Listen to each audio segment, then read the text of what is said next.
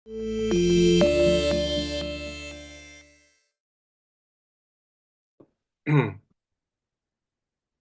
kita MHI ini, mujizat hari ini. Pada kesempatan pada malam hari ini, renungan kita pada malam hari ini, tema yang saya bawa adalah mujizat itu untuk apa? Saya dokter umum, saya bekerja full time di pelayanan misi medis. Pelayanan saya ada di Papua. Kami sebagai tenaga medis di dalam pekerjaan kami melihat dan menyaksikan ya proses-proses mujizat kesembuhan gitu loh. Apa sih itu mujizat gitu loh? Mungkin secara sederhana saya bisa mendefinisikan mujizat itu adalah suatu intervensi supranatural ke dunia natural kita. Kita hidup di dalam dunia natural, tapi ada dunia lain yang namanya dunia supranatural. Ketika intervensi itu terjadi ke dalam dunia natural, itu yang disebut dengan mujizat. Uh, Mujizat prosesnya bisa dijelaskan kan tidak? Proses mujizat bisa dijelaskan dengan dengan kecanggihan teknologi, dengan ilmu yang dipelajari, dengan riset yang terus-menerus.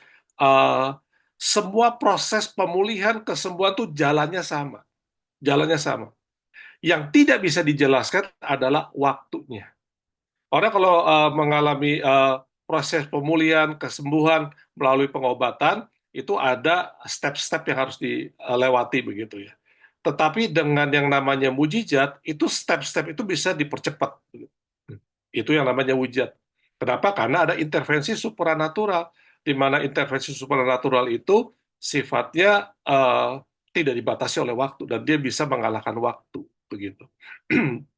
Eh, jadi itulah mujizat yang terjadi dan itu terus terjadi sampai sekarang gitu. Bahkan ketika kita berada di zaman di mana kecanggihan teknologi yang kalau mungkin eh, di dibawa ke zaman sekitar 1.000 tahun yang lalu, apa yang kita lakukan sekarang termasuk Zoom seperti ini, itu buat mereka dianggap suatu hal yang mujizat begitu ya. Karena kecanggihan kecerdasan manusia yang sudah sampai ke level sekarang ini. Nah, mengapa kita banyak orang mengharapkan mujizat?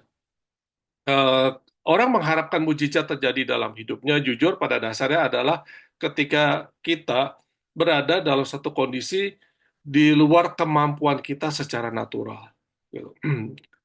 Ketika manusia pada kecenderungannya ketika masih dia bisa berusaha fight berjuang dengan kekuatannya dia akan berjuang dengan kekuatannya, tapi ketika ada satu titik di mana dia sudah tidak bisa lagi melakukannya, menghadapinya dengan kekuatannya dia sendiri, dia mengharapkan yang namanya mujizat gitu loh. Ketika di satu titik baik secara mentalnya, secara pikirannya, secara finansialnya, begitu ya, secara koneksinya gitu ya. Manusia kan berusaha seperti itu untuk dia bisa mengatasi problema masalah hidupnya, terutama yang berhubungan dengan kesehatan dirinya gitu. Nah, ketika lagi upaya-upaya itu dilakukannya sudah habis gitu, sudah tidak ada, manusia pada kecenderungannya mengharapkan mujizat. Jadi pertanyaannya, mujizat itu untuk apa ya? Apakah cuma sekedar untuk saya bisa uh, dilepaskan daripada penderitaan yang saya alami begitu. Uh, karena seringkali kan uh, tubuh memang sudah didesain ya, ada alarm-alarm di dalam tubuh yang kita punya kalau misalnya kita mengalami kondisi di luar batas kondisi badan kita, dia akan kasih tanda, tandanya apa? Panas, kemudian tandanya juga nyeri, tandanya juga bisa kesakitan seperti itu. Dan ketika kita ada dalam kondisi alarm seperti itu, ya kita merasa tidak nyaman, tidak enak begitu. Dan kita mau supaya keadaan kita kembali lagi kepada situasi yang nyaman, yang enak buat kita gitu. Tapi apakah semata-mata untuk itu kalau mujizat itu terjadi?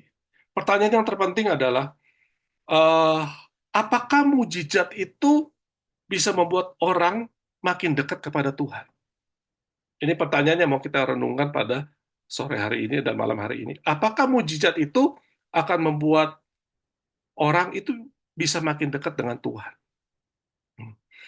Eh, Jawabannya tidak. Nah, saya akan tunjukkan ayat firman Tuhan, gitu ya, tentang hal ini, gitu. Bahwa mujizat belum tentu loh membawa orang dekat dengan Tuhan.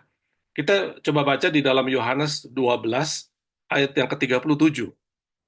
Yohanes 12, satu ayat saja. Yohanes 12 ayat 37.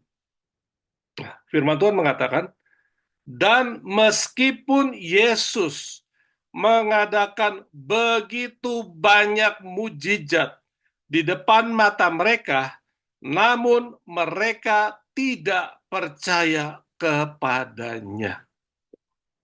Jadi Yesus mengadakan mujizat.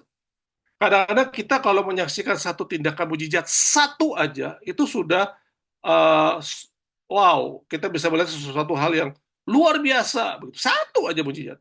Ini dikatakan Yesus melakukan banyak mujizat, bukan hanya banyak loh. Firman-Nya berkata begitu banyak, jadi banyak sekali Yesus buat mujizat pada saat itu di depan mata mereka. Jadi itu betul-betul dibuatnya mereka itu menyaksikan semua perbuatan-perbuatan mujizat yang Yesus buat. Tapi firman Tuhan mengatakan, namun mereka tidak percaya kepadanya.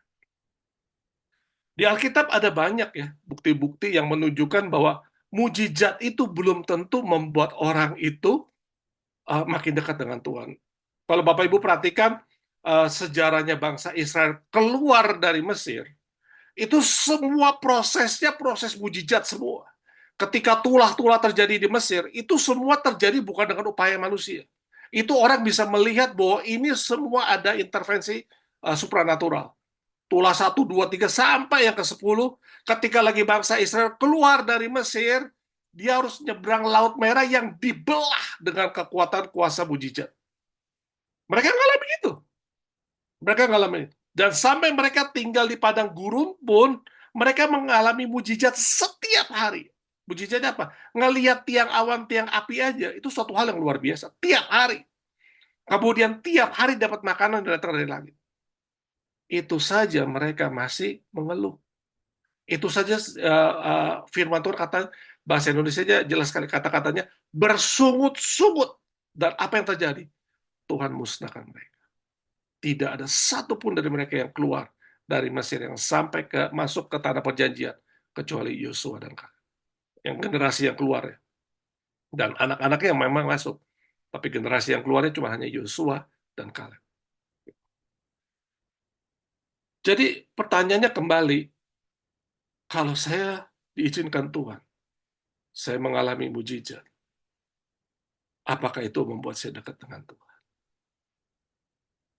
Saya mau sampaikan kepada Bapak Ibu sekalian, mujizat terbesar bagi orang percaya sebetulnya adalah keselamatan di dalam Tuhan Yesus. Kalau kita boleh mengenal Yesus Kristus sebagai Tuhan di dalam hidup kita, itu mujizat, salah satu mujizat terbesar dalam hidup kita. Kita kita siapa gitu. Kalau Tuhan mau memilih kita, mau menyelamatkan kita. Itu mujizat terbesar. Firman Tuhan katakan di dalam Yohanes 3 ayat 16. Karena begitu besar kasih karunia Allah kepada dunia ini. Sehingga ia mengaruniakan anaknya yang tunggal. Supaya barang siapa yang percaya kepadanya tidak binasa. Melainkan beroleh hidup yang kekal. Keselamatan membawa kita pada satu kepastian pada kekekalan.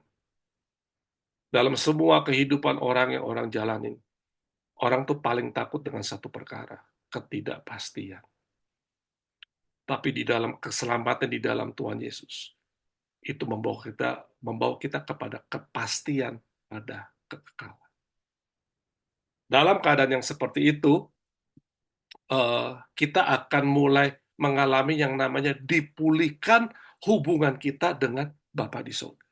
Cara kita dipulihkan, jadi gini, kan tadi saya katakan ya, mujizat adalah apa? Intervensi supranatural ke dalam dunia natural. Ketika kita mengalami keselamatan di dalam Tuhan Yesus, kita dipulihkan hubungan kita dengan Bapa di surga. Itu artinya apa? kita punya akses secara supranatural. Kita punya akses secara supranatural. Dan itu akses Tuhan berikan setiap hari. Buat kita apa yang harus kita lakukan dalam hidup kita sebagai orang percaya? Apakah kita bisa melihat Tuhan di dalam setiap perjalanan hidup yang kita jalani setiap hari? Paulus mengerti tentang hal ini. Dia sampaikan di dalam Filipi 3 ayat 10 dan 11, Paulus katakan seperti ini, yang ku kehendaki ialah mengenal dia dan kuasa kebangkitannya. Ya, mengenal Tuhan. Jadi Paulus kan mengendaki yang lain dalam hidup. Ketika Paulus tulis ini, dia sudah dalam kondisi, Paulus itu punya satu penyakit yang dia tahu penyakitnya itu uh, disebabkan oleh setan. Bapak Ibu, kalau kita mengalami kondisi sakit penyakit, itu penyebabnya bisa tiga. Ya. Yang pertama dari kesalahan kita dalam mengelola tubuh kita, ya. Kecerobohan kita dalam pola makan kita, pola hidup kita, begitu ya. Yang kedua bisa karena serangan setan. Gitu. Setan memang bisa membuat itu terjadi. Ya. Itu di Alkitab tertulis ya, terjadi orang-orang yang dikuasai setan, akhirnya mengalami gangguan penyakit. Ayub mengalami juga hal seperti itu. Kemudian yang ketiga, dua-duanya. Campuran antara kesalahan kita dan pekerjaan setan. Nah, Paulus pernah mengalami satu keadaan di mana dia mengalami penyakit yang dia minta untuk Tuhan angkat. Tapi Tuhan bilang, cukuplah kasih karuniaku kepadamu. Dan penyakit itu dia tahu itu adalah utusan setan. Dia tahu dia diganggu dengan tubuhnya. Nah, dengan kondisi seperti itu, dia bisa kasih deklarasi seperti ini.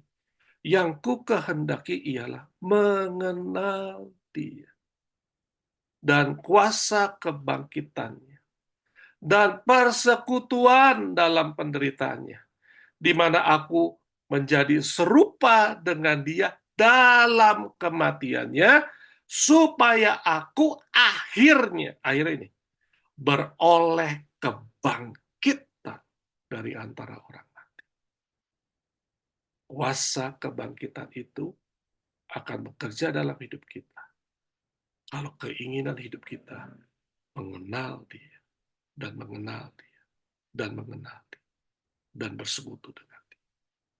Dan kita akan bisa melihat mujizat Tuhan itu akan terus terjadi dalam hidup kita.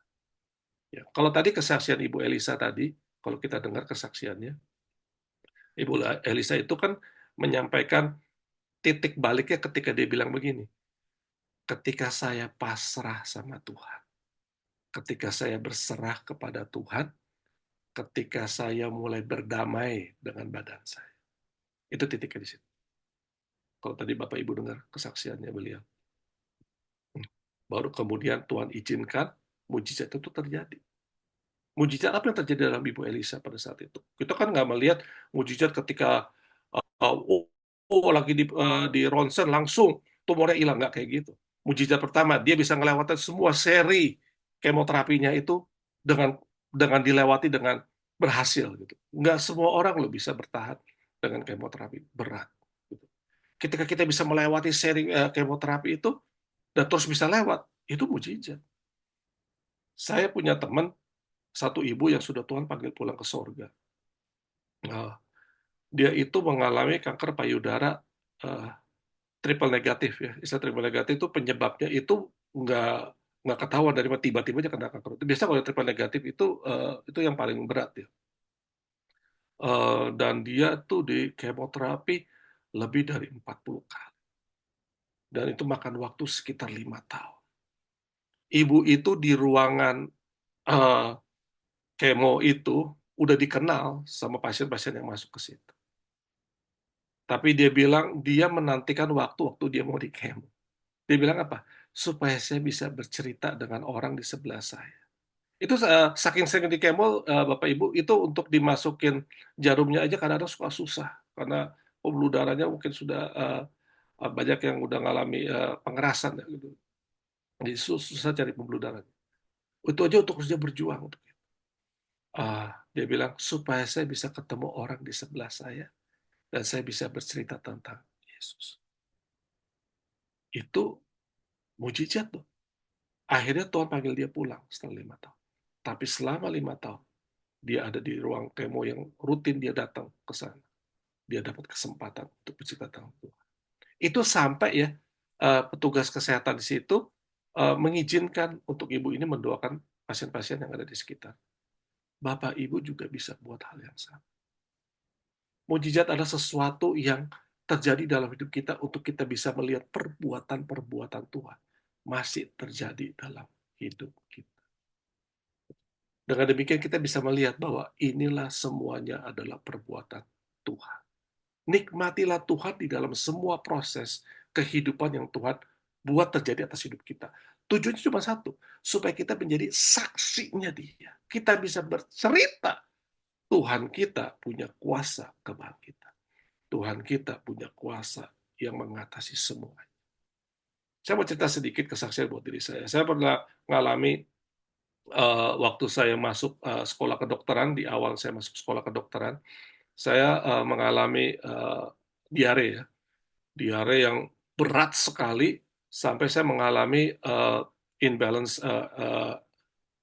elektrolit. Jadi elektrolit saya tuh kacau begitu. Jadi saya harus diinfus, dehidrasi, dan puji Tuhan ketolong, dikasih obat-obatan, tapi dampaknya nggak tahu caranya seperti apa pada waktu itu. Saya nggak bisa kencing. Saya nggak bisa kencing sampai sekitar 3 sampai 4 hari. Nggak kencing. Gitu. Terus badan saya mulai bengkak. Itu kan udah tanda-tanda gejala gangguan di ginjal. Saya baru mulai kuliah kedokteran itu masih di awal-awal semester-semester awal. Waktu saya bukan sistem semester, sistem tingkat, masih tingkat 1. Gitu. Dan saya berdoa kepada Tuhan. Tuhan, kalau Tuhan mau bawa saya melayani Engkau, Tuhan tolong keadaan saya. Terus waktu itu setelah 4 hari, suster datang ke saya. Dokter berpesan kepada adik, kalau nggak bisa kencing, hari ini mau dikateter. Dengar kata kateter, saya ketakutan. Saya bilang, saya nggak mau dikateter. Terus saya hanya berdoa sederhana loh sama Tuhan. Tuhan Yesus, tolong saya supaya saya bisa kencing. Saya berdoa untuk saya bisa kencing. Terus kemudian saya bilang sama suster, suster, saya coba sekali lagi ya, untuk saya bisa bisa kencing. Gitu. Ya, nih silakan dikasihkan itunya. Uh, Kemudian begitu saya coba kencing, saya bilang dalam nama Tuhan Yesus, saya bisa kencing. Kencing saya warnanya merah, bukan kuning, merah. Waktu diperiksa di darah, darah saya tuh ureum saya 300. Orang bilang tuh ginjal saya tuh udah terganggu dengan kondisi seperti itu. Kondisinya badan saya bengkak. Tapi dalam waktu 2 hari, semua bengkaknya hilang. Saya pulih. Saya bersaksi kepada banyak orang. Kuasa Yesus bekerja atas hidup saya. Mujizat nggak itu? Mujizat dalam 2 hari kok ginjal bisa betul bisa pulih. Tapi apakah cara Tuhan buat mujizat hanya terus dengan cara seperti itu? Tahun 2019, saya kena serangan jantung, Bapak Ibu. Dan serangan jantung yang saya alami itu yang paling parah menurut ilmu medis. Itu di jalur pembuluh koroner paling besar, namanya LAD ya. Itu jalur yang di otot yang paling besar ya di jantung begitu ya. Saya mengalami blok 100%. Saya mengalami blok 100%. Itu nama orang kalau mengalami serangan jantung atau blokade di jalur LAD ini itu ada julukan yang namanya widowmaker. Jadi karena apa? Karena yang sering mengalami serangan jantung di bagian itu kebanyakan laki-laki dan sebagian besar meninggal. Gitu. Namanya makanya disebut sebagai pembuat janda, gitu ya, widowmaker. Uh, saya mengalami jenis serangan jantung yang seperti itu. Apakah saya berdoa sama Tuhan? Saya berdoa. Apakah Tuhan menyembuhkan saya dengan mujizat pada saat itu langsung blokadenya hilang, plus langsung saya bisa sembuh? Enggak. Saya harus ke rumah sakit. Tapi saya mengalami seri mujizat demi mujizat. Pertama, rumah saya di Salatiga, rumah sakitnya ada di Semarang. Kami perjalanan 1 jam. Golden period itu cuma sekitar 2 jaman, Bapak Ibu. Orang kalau itu kalau pakai obat ya. Saya waktu itu nggak pakai obat nggak banyak. Begitu sampai di IGD, kemudian itu malam, saya tiba di IGD jam 12 malam, udah malam begitu kan. Terus kemudian dokter IGD bilang, Bapak harus segera kateterisasi. Cuman itu caranya, Pak. Nggak ada yang lain. Saya nggak tahu uang dari mana, karena saya akan melayani di pelayanan misi full time. Saya hanya berserah sama Tuhan. Saya bilang kalau nggak ada cara yang lain, silakan aja. Terus Bapak Ibu tahu, di saat itu, di malam itu, salah satu dokter jantung terbaik di Semarang ada di situ. Jam 12 malam. Jadi dia yang kerjakan buat saya. Singkat cerita, saya bisa ngalamin dipulihkan uh, uh, jalurnya, uh, dan saya ngalami masa krisis di 2 hari setelah itu di ruangan ICU, tapi puji Tuhan bisa lewat, uh, dan Tuhan juga sediakan dana dengan cara Tuhan yang ajaib. Orang dari seluruh Indonesia bisa kasih sumbangan buat saya. Itu sampai kekumpul 50 juta. Itu saya nggak langsung sembuh waktu itu. Tapi saya menyaksikan mujizat demi mujizat. Saya dibawa ke rumah sakit, kok dokter yang terbaiknya persis saat itu ada. Kok waktu saya dioperasi, ringnya yang untuk jalur yang besar itu karena kasusnya jarang, tinggal satu di rumah sakit itu. Coba kalau ringnya itu pada waktu itu nggak ada di rumah sakit itu, kan saya harus nunggu dulu. Dia ngambil dari tempat lain. Gitu. Itu persis tinggal satu ringnya. Ya, stand-nya itu tinggal satu. Itu pasti bisa kepasang. Dan semua penyediaan-penyediaan yang Tuhan buat. Apakah itu mujizat? Buat saya itu mujizat. Apa yang kenapa saya bisa katakan mujizat? Saya terus mengalami itu dan saya melihat perbuatan-perbuatan. Jadi Bapak Ibu Saudara sekalian, jangan menyerah dalam setiap kondisi keadaan yang ada. Terus bergaul dengan Tuhan. Terus tanya sama Tuhan. Enggak salah untuk kita terus-terusan tanya. Kadang-kadang kita kan uh, seperti ini Tuhan, sekapan, uh, bagaimana. Memang nggak enak. Tapi ketika kita terus bertanya kepada Tuhan, kita akan mengalami itu dan kita akan melihat perbuatan-perbuatan Tuhan terjadi atas hidup kita. Dan itu akan memuliakan Allah. Mujizat terjadi atas hidup kita supaya kita memuliakan namanya. Amin. Puji